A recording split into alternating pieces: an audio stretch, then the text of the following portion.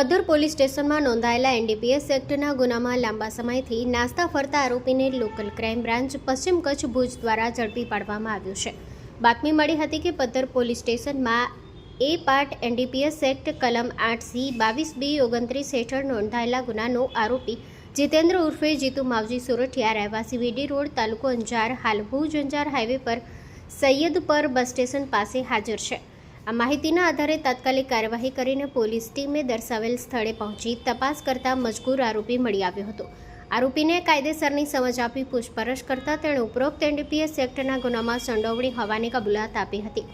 પછી આરોપી જીતેન્દ્ર ઉર્ફે જીતુ માવજી માલસતર સોરઠિયા ઉંમર વર્ષ 46 રહેવાસી 136 પટેલવાડી વીડી રોડ કૃષ્ણા માર્બલ સામે તાલુકો અંજારને કાયદેસર રીતે અટકાયત કરી પદ્ધર પોલીસ સ્ટેશન ખાતે સોંપવામાં આવ્યો હતો। આરોપી સામે આગળની કાયદેસરની કાર્યવાહી પદ્ધર પોલીસ સ્ટેશન દ્વારા હાથ ધરવામાં આવી છે। Story report by Kiran Gori, Bhuj.